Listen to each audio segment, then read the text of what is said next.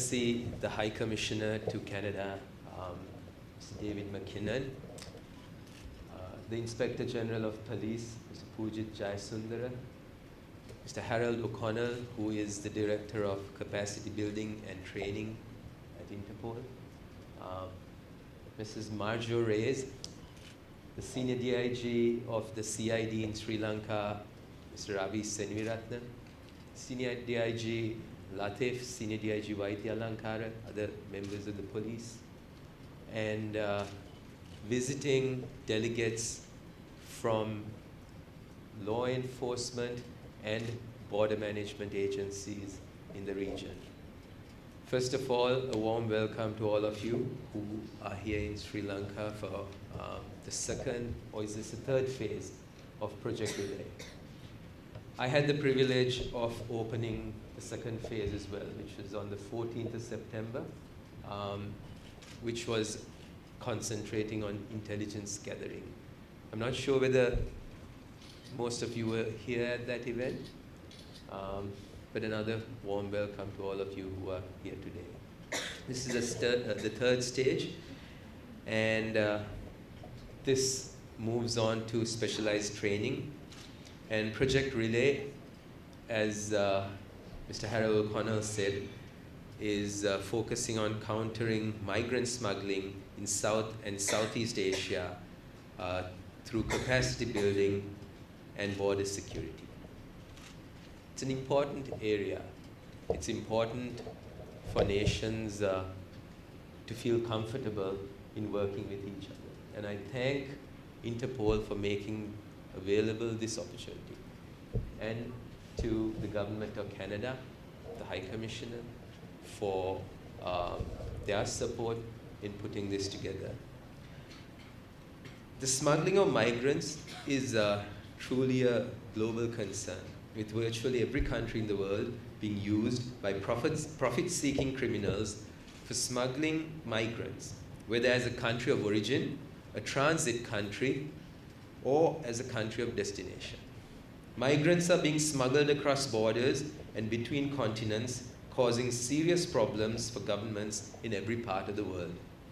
This issue, as we all know, stems from a basic human aspiration, the need for a better life.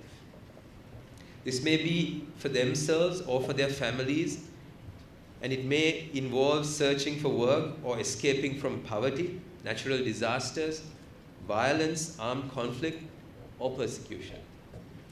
Legal opportunities of migration in search of better living standards are limited due to obvious reasons.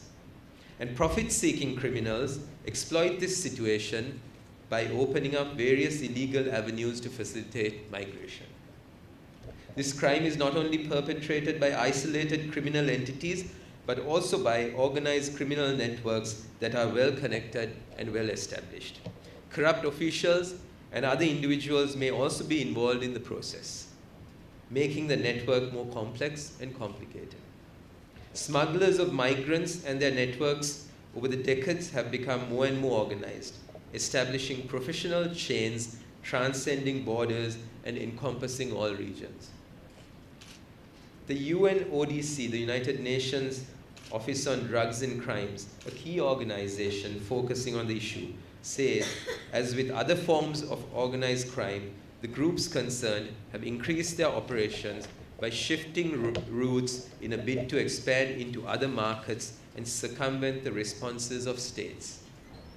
We all know some criminal groups view migrants as simply one of many commodities to be smuggled, alongside drugs and firearms. Since the smuggling of migrants is a highly profitable illicit activity with a relatively low risk of detection, it is attractive to criminals.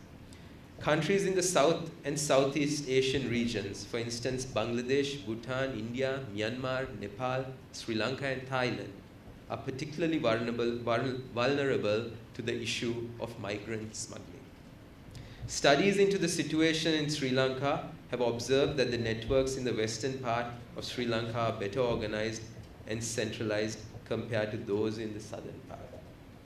The network along the coastal belt of the western and the northwestern provinces, involved wealthy businessmen mobilizing their own boats and field agents with defined tasks for the entire operation. Western Sri Lanka has had a long history of making profit through migration. In the south, smaller groups of boat owners, contracted captains, crew, and field agents joined together to facilitate people smuggling. It is more isolated and scattered compared to the more long-running, better established networks on the western coast. The immigrant smuggling, especially in this part of the world, contribute to other forms of criminal activities as well. For instance, corruption often takes place either in the preparation of falsified documents or in immigration screening or sea border crossings. The Australian Strategic Policy Institute claims that the nexus between immigration officials and smugglers in Bangladesh, Sri Lanka, and India leads to dysfunctional immigration screening, allowing migrants to travel without any trouble despite having incomplete or fraudulent documents. The bitter reality is that genuine documents, such as passports or birth certificates, can be produced by bribing officials in this part of the world, particularly South Asia. We as a government have adopted various measures to counter migrant smuggling in Sri Lanka. While strengthening our defense apparatus and the law enforcement system, we also work closely with our international partners on finding ways to counter this problem in a sustainable manner. For example, we recently entered into a memorandum of understanding with Australia to counter migrant smuggling, enabling even closer cooperation between the two countries in this regard. The MOU is aimed at facilitating the return to Sri Lanka of people who are involved in people smuggling activities. It also paves the way for enhanced information sharing on methods for tracking, intercepting, and investigating people smugglers. At the same time, Sri Lanka needs to strengthen its legal framework to counter the issue of migrant smuggling. The absence or inadequacy of legislation to address the issue means that smugglers of migrants can continue to operate with little or no fear of being apprehended. For us, this is a work in progress. We are in the process of introducing necessary revisions and changes, having understood the gravity and the social impact of the problem. Another very important aspect of the solution is good border management practices, a key focus of today's event. I must say comprehensive and well-functioning border management structures should encompass and integrate both security and facilitation of legitimate cross-border flows of people and goods. It is important to understand that both these aspects of border management must complement and not contradict each other. On a larger scale, this requires policy legislation, administrative structures, operational systems, and human resource base necessary to respond more effectively and diligently to challenges, and while instituting good migration governance. Many international partners and organizations working on the issue agree that the smuggling of migrants is by nature a transnational crime. Therefore, at the center of combating the migrant smuggling is the need to increase international cooperation, reinforce national coordination, and ensure that the laws in the countries involved are harmonized in order to close loopholes and chinks in their system. Law enforcement mechanisms within countries of origin, transit, and destination all should work in synchronization with great understanding with continuous assistance from global supporting networks. It is in this context that the Project Relay and the continuous assistance of Interpol is of great value and importance to Sri Lanka. It sets a solid platform to ensure effective border management and to train our law enforcement bodies and other relevant parties to meet the demanding task of countering migrant smuggling. In brief, it requires the commitment of two important partners, the governments and the law enforcement and border management agencies. It requires serious commitment. In Sri Lanka, we have border management and law enforcement agencies who are committed to this, along with a government that is committed as well.